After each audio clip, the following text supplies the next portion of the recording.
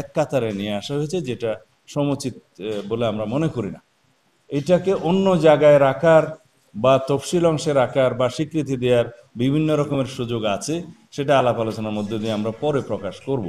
কিন্তু সেই প্রিয়াম্বলটা আমরা চাই, যেটা পঞ্চদশ সংশোধনের পূর্ব অবস্থা, যেটা 5th অ্যামেন্ডমেন্টের পরে গৃহীত হয়েছিল বাংলাদেশের জনগণের সকল অভিপ্রায় অনুসারে, সেই জায়গায় বহাল থাকা উচিত। তারপরে ওনারা শুরুই করলেন রিপাবলিক দিয়ে, রাষ্ট্র দিয়ে, রাষ্ট্রের নাম পরিবর্তন দিয়ে, যেটাকে প্রজাতন্ত্র না বলে জনগণতন্ত্র বা নাগরিকতন্ত্র বা পিপলস রিপাবলিক অফ বাংলাদেশের ক্ষেত্রে বাংলায় বলছেন যে জনগণতান্ত্রিক বাংলাদেশ। আর রিপাবলিক শব্দ ইংরেজিতে কি থাকবে, পিপলস রিপাবলিক অফ বাংলাদেশ ইংরেজিতে কি থাকবে, কিন্তু বাংলার মধ্যে ওনারা নাগরিকতন্ত্র এবং জনগণতান্ত্রিক বাংলাদেশ লিখতে চান। সেইটার কোনো প্রয়োজন আছে বলে আমরা মনে করি না। দীর্ঘদিনের প্র্যাকটিসের মধ্য দিয়ে বাংলাদেশের মানুষ সেটা মেনে নিয়েছে রাষ্ট্রের নাম। এখন এই বিষয়টা দিয়ে যে আসলে কতটুকু কি অর্জন হবে সেটা প্রশ্নের দাবি রাখে, সেই জন্য আমরা এখানে একমত নই। আর তাছাড়া মৌলিক অধিকার এবং মূলনীতি এরপরে আসে। তো মূলনীতির ক্ষেত্রে ওনারা ব্যাপক পরিবর্তনের একটা প্রস্তাব ওখানে রেখেছেন। তা আমরা প্রস্তাব করেছি যে বর্তমানে সাংবিধানিক যে ধারাগুলো আছে, অনুচ্ছেদগুলো আছে, তার মধ্যে আলাপ আলোচনার ভিত্তিতে বিভিন্ন স্টেক হোল্ডারদের প্রস্তাব অনুসারে এই মূলনীতির মধ্যে যে প্রস্তাবগুলো আছে সেগুলোর হয়তো সংশোধনে আনা যায়, বাট আমরা আমাদের দলের পক্ষ থেকে পূর্ব অবস্থায়, পঞ্চদশ সংশোধনী পূর্ব অবস্থায় বহাল রাখার জন্য আমরা প্রস্তাব করেছি। মূলনীতির পরে আসে মৌলিক অধিকারের বিষয়টি।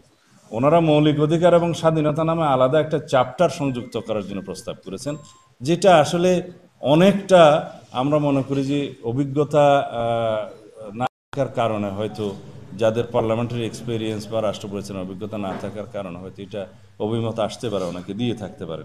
কারণ হচ্ছে রাষ্ট্রের যেটা মৌলিক অধিকার জনগণের, সেটা এনশিওর করতে হবে রাষ্ট্রকে, নিশ্চয়তা বিধান করতে হবে রাষ্ট্রকে। সেই জন্য মৌলিক অধিকারের বাস্তব সিভিল এবং পলিটিক্যাল রাইটগুলো সীমিত। এরপরে আছে সোশ্যাল, কালচারাল এবং ইকোনমিক রাইটগুলো, সেগুলো রাষ্ট্রের সক্ষমতার উপর ভিত্তি করে গুড গভর্নেন্সের উপরে সবসময় ছেড়ে দিতে হয়, রাষ্ট্রের গভর্নেন্সের উপরে ছেড়ে দিতে হয়। সেই জায়গায় ওনারা জিনিসটা একটু মিলিয়ে ফেলেছেন, অ্যামালগামেট করে ফেলেছেন। সেটা আমরা আশা করি তাদেরকে বোঝাতে সক্ষম হব। এরপরে আসে নির্বাহী বিভাগ, আইন বিভাগ এবং বিচার বিভাগ, তারপরে সাংবিধানিক অন্যান্য প্রতিষ্ঠানগুলো, নির্বাচন কমিশন সহ। তো এখানে নির্বাহী বিভাগ, আইন বিভাগ এবং বিচার বিভাগের মধ্যে ওনারা যে সমস্ত প্রস্তাব নিয়ে এসছেন এবং যেগুলো কমিশনের কথা বলেছেন, specially the national constitutional council গঠন করে কিছু অনির্বাচিত ব্যক্তিদেরকে এবং প্রাতিষ্ঠানিক প্রধানদেরকে এখানে মেম্বার করে যে সমস্ত এখতিয়ার গঠন এবং ধরন এবং কার্যাবলীর কথা প্রস্তাব করা হয়েছে, তাতে করে দেখা যাবে যে রাষ্ট্রে নির্বাচিত জনপ্রতিনিধিদের তেমন আর কোনো গুরুত্ব থাকে না। তাই সেগুলো আমরা বলেছি যে এটা পুনর্বিবেচনা করা যায়, আলাপ আলোচনা করা যায়।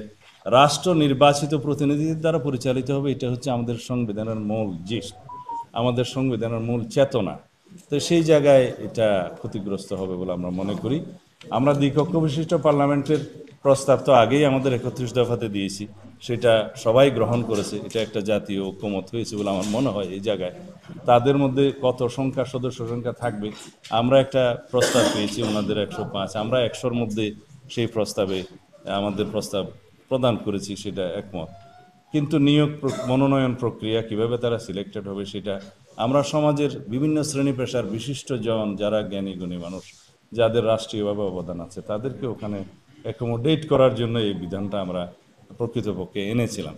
সেই হিসাবে মনোনয়ন প্রক্রিয়া কী হবে না হবে সেটা পরবর্তীতে আলোচনা করা যায়। এখানে ওনারা যে প্রস্তাব করেছেন তার সাথে আমরা একটু ভিন্ন মত পোষণ করেছি।